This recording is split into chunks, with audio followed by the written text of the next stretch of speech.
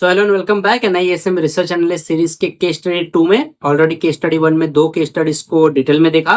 अब पार्ट 2 में और बची हुई 2 केस स्टडीज को देख लेते हैं। सो केस स्टडीज खुद से सॉल्व कर सको अगर क्वेश्चन देखने के बाद वेल एंड गुड, नहीं कर सको तो भी कोई इशू नहीं है, I am here to answer. So let's get started with today's session में दोनों केस स्टडीज को इन डिटेल देखते हैं with all the proper answers and explanation. So आज का जो केस स्टडी 1 है, यहाँ पे इक्विटी रिसर्च है जो फंडामेंटल एनालिसिस करना है सफायर लिमिटेड। तो सबसे पहले कंपनी का बैकग्राउंड क्या है देख लेते हैं, इन्फॉर्मेशन क्या है वो देख लेते हैं, then we will move towards the questions और उसके आंसर्स। तो कंपनी का बैकग्राउंड है कि Sapphire limited is a mid cap IT services company listed on NSC.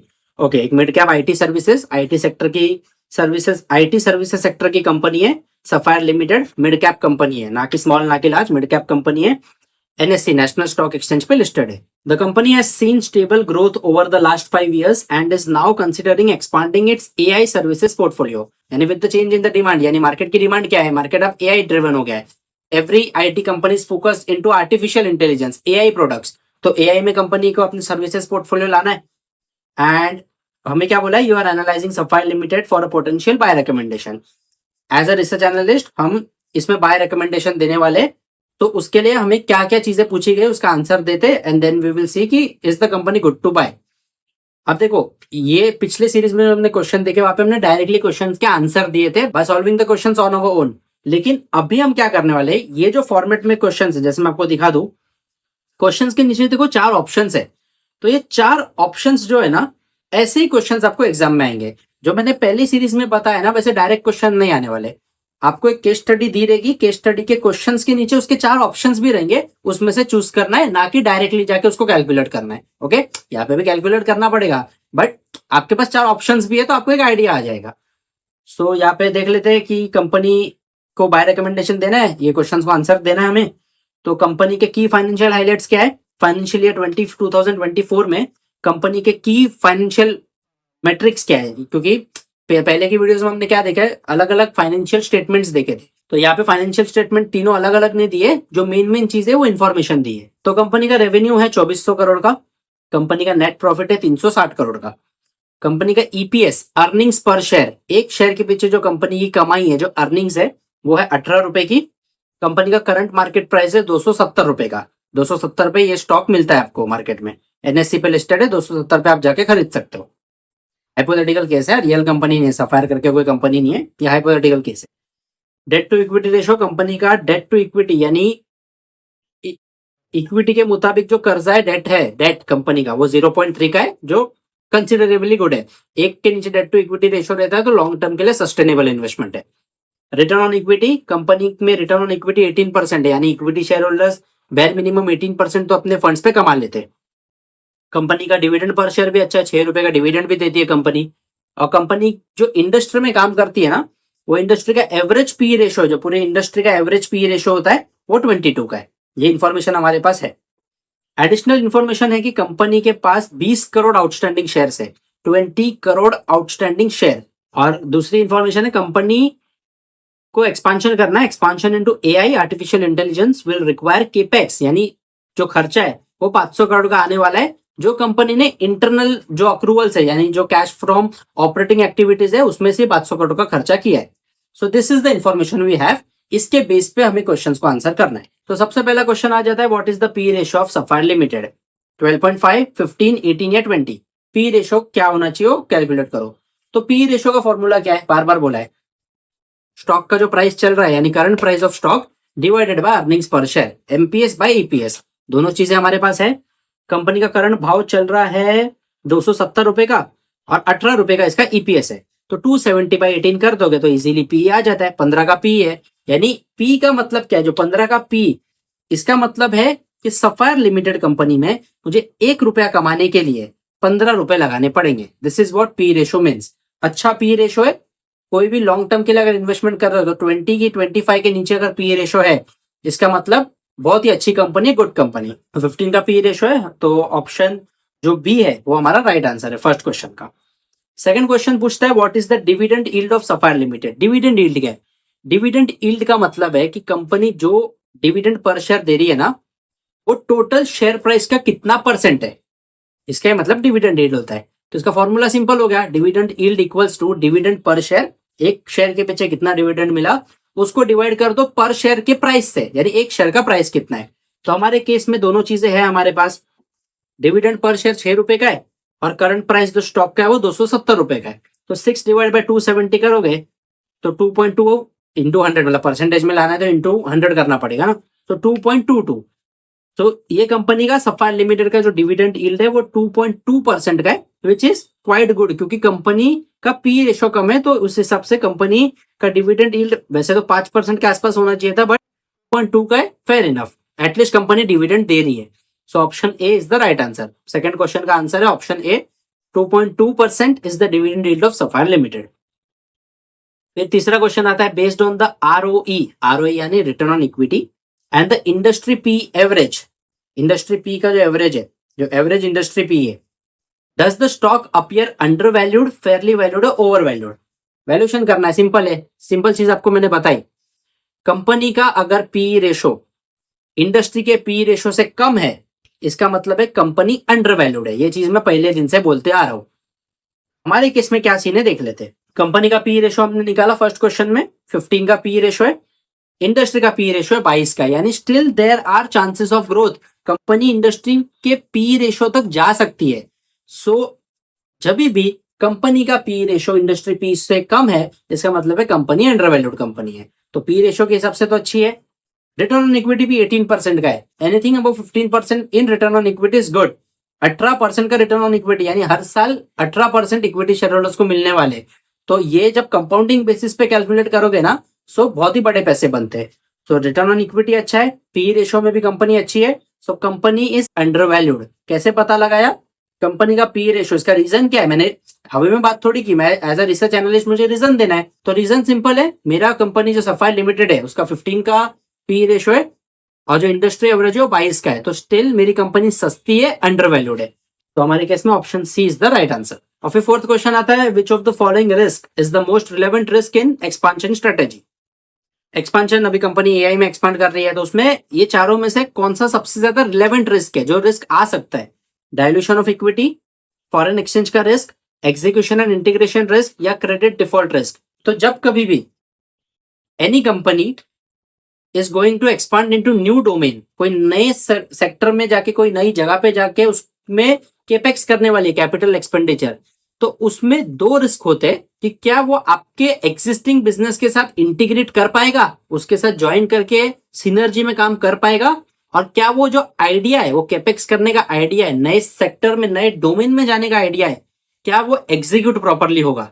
तो हमेशा कभी भी आप कोई नई चीज करने जाते हो तो दो चीजें रहती है कि आप जो ऑलरेडी कर रहे हो उसके साथ वो इंटीग्रेट होना चाहिए, उसके साथ चलना चाहिए, और वो आइडिया जो है नई जगह जाने का, नया प्रोडक्ट लॉन्च करने का, नई सर्विस लॉन्च करने का, जो भी नए डोमेन का आइडिया है, वो आइडिया एग्जीक्यूट प्रॉपरली होना चाहिए। सो हमेशा एग्जीक्यूशन एंड इंटीग्रेशन रिस्क रहता ही है, क्योंकि बाकी सब जो है ना वो मनी के रिलेटेड रिस्क है, जो कब आएंगे? जब आइडिया एग्जीक्यूट नहीं होगा या फिर इंटीग्रेट नहीं होगा। लेकिन अभी एट दिस लेवल जब हमने सोचा है कि 500 करोड़ का हमें एआई में इन्वेस्टमेंट करना है, सफायर लिमिटेड ने ये सोचा है, तो उसके पास फोरमोस्ट रिस्क यही है कि क्या वो प्रोजेक्ट प्रॉपरली एग्जीक्यूट कर पाएंगे, और एग्जीक्यूट करने के बाद क्या वो अपना आईटी सर्विसेज के करंट बिजनेस के साथ इंटीग्रेट कर पाएंगे या फिर नहीं। तो in this case execution and integration risk is the most relevant risk in this expansion strategy. Option C is the right answer. तो इसी के साथ केस स्टडी 1 कंप्लीट होती है इस सेशन की। केस स्टडी 2 की तरफ बढ़ते हैं, which is going to be the final case study of this series. 4 case studies मैंने बोली थी आपको, 3 हमने कंप्लीट कर ली, by 2 in the first video and 1 in this video, second वाली कर रहा हूँ। इन मीनवाइल आपको जो भी डाउट्स है कमेंट सेक्शन में पूछते जाओ, आई will answer you. Okay, company 2 है, डेट मार्केट के रिलेटेड हमें केस स्टडी दी है, debentures market, bond valuation and suitability करनी है, मतलब पता नहीं कि बॉन्ड वैल्यूएशन कितना है और वो सुटेबल इन्वेस्टमेंट के लिए है या फिर नहीं। जो ये आगे का बोल रहा हूँ ना, बॉन्ड वैल्यूएशन, सुटेबिलिटी, ये सब एज अ रिसर्च एनालिस्ट आपको केस स्टडीज रहती है।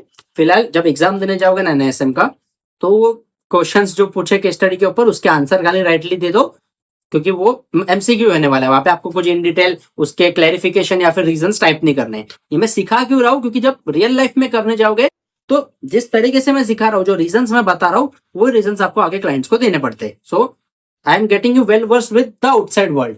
एग्जाम तो पास हो जाओगे यार, लेकिन वो रियल लाइफ में अडेप्ट नहीं कर पाएंगे तो कोई फायदा नहीं है। इसलिए वीडियोस लेंदी और डिटेल में क्यों बनाता हूँ, ताकि वैल्यू ऐड होनी चाहिए। और होने को मैं भी हर वीडियो 10-15 मिनट में खत्म करता, लेकिन मतलब नहीं है अगर आप चीजें सीख नहीं पाओगे। सो ये जो 10-15 मिनट है वो वेस्ट है।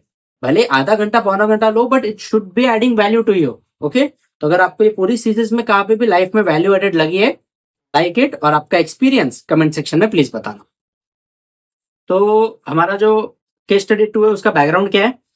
An investor is considering investing in 10 year government bond. Government bond में इन्वेस्टर को इन्वेस्ट करना है, जिसकी फेस वैल्यू है 1,000 रुपए। हर एक चीज की फेस वैल्यू होती है, बॉन्ड में फेस वैल्यू का बहुत इंपॉर्टेंस है, क्योंकि जो आपको इंटरेस्ट मिलता है वो हमेशा फेस वैल्यू पे मिलता है, ना कि मार्केट वैल्यू पे। ओके, फेस वैल्यू 1,000 रुपए की है। कूपन रेट जो है, कूपन रेट यानी इंटरेस्ट रेट, ये बॉन्ड में अगर आप इन्वेस्ट करोगे तो आपको 7% का इंटरेस्ट रेट मिलेगा साल का, एनुअली। करंट मार्केट प्राइस है 940 की। देखो, फेस वैल्यू और मार्केट वैल्यू दो अलग चीज है, सेशन 3 में इन डिटेल बता चुका हूं। कोई भी चीज की फेस वैल्यू फिक्स होती है, मार्केट वैल्यू फ्लक्चुएट होती है depending on the demand and supply in the market. इसकी करंट जो मार्केट प्राइस है वो 940 रुपए की है, मतलब आज ये बॉन्ड 940 में मिल जाएगा, जिसकी फेस वैल्यू कितनी है, 1,000 रुपए। तो एक सिंपल चीज क्वेश्चन को पढ़ते ही मुझे समझता है कि एट प्रेजेंट ये जो है अपना बॉन्ड है, ये डिस्काउंट पे मिल रहा है, ये बेनिफिशियल बॉन्ड है। फ्यूचर में तो 1,000 रुपए पे रिडीम होगा, अभी डिस्काउंट पे मिल रहा है, तो ये भी बेनिफिट है ना 60 रुपए का। टाइम टू मेच्योरिटी है 10 ईयर्स। और करंट यील्ड है जो कंपेरेबल बॉन्ड्स, यानी मार्केट में सेम लेवल का बॉन्ड है ना, 8% पे मिल रहा है, और ये कंपनी 7% पे दे रही है। तो ये इंफॉर्मेशन के बेसिस पे मुझे पता लगाना है ये चारों क्वेश्चंस के आंसर।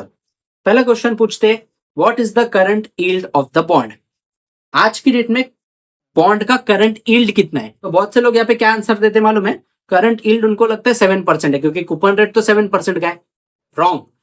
7% आपको 1,000 रुपए पे मिलेगा, वो आपको एनुअली मिलने वाला है। लेकिन करंट यील्ड क्या है, तो करंट यील्ड कैसे निकालते हैं, कंपनी का जो करंट स्टॉक प्राइस है ना, उसके हिसाब से जो पैसा आपकी जेब में आ रहा है, जो इंटरेस्ट आपकी जेब में आ रहा है, वो कितना परसेंट है।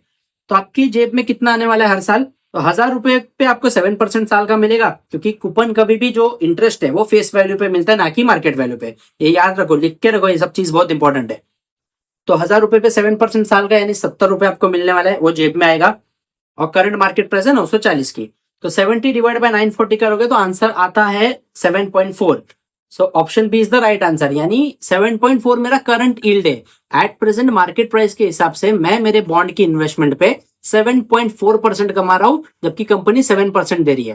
कंपनी तो 7% ही दे रही है, लेकिन वो जो 7%, 70 रुपए है, वो करंट मार्केट प्राइस, बॉन्ड की जो करंट मार्केट प्राइस है उसके मुताबिक में 7% से ज्यादा है, which is 7.45%। This is how the bond is being valued, यही बॉन्ड वैल्यूएशन है। फिक्स्ड इनकम सिक्योरिटीज का one of the vast topics है bond valuation.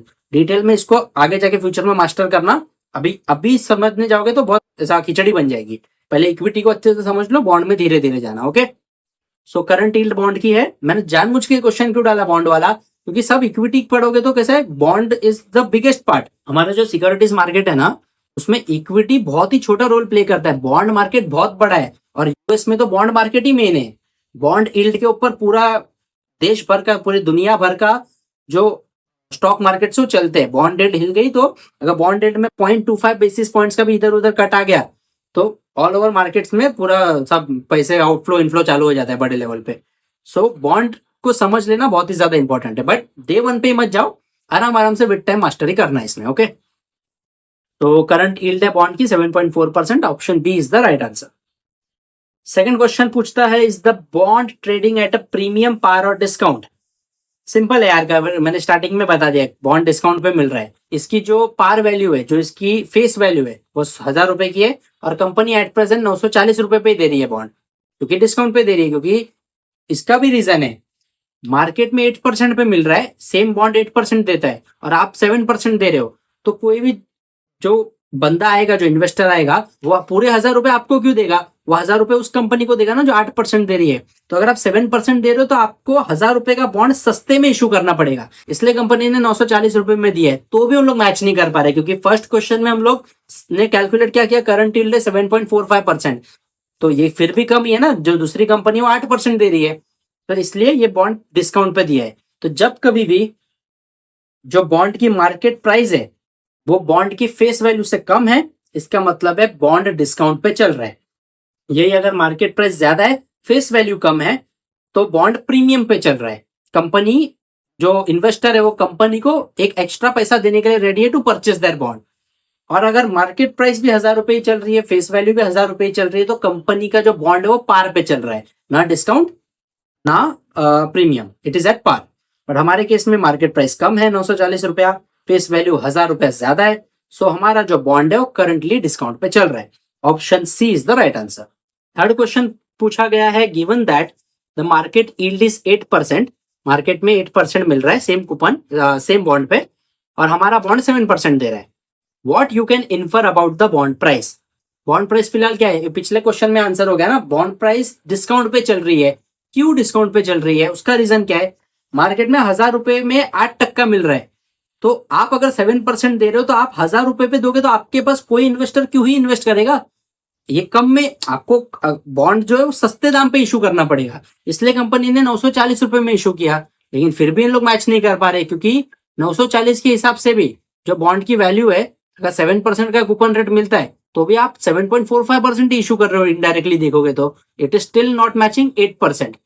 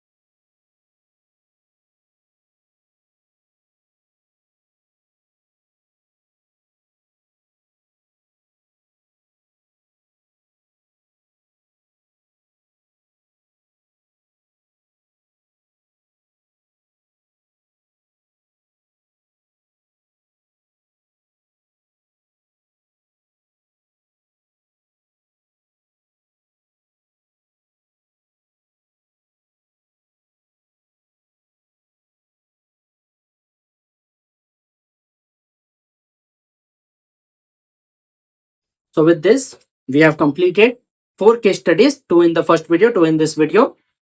Video series complete हो जाती है, 99.5% के आसपास हो गया सब कंप्लीट। फाइनल वीडियो बचा है ऑफ द फॉर्मूला शीट, सबसे इंपॉर्टेंट वीडियो है वो फॉर्मूला शीट का जो पीडीएफ है अगले वीडियो में दे दूंगा, वहां से डाउनलोड करना।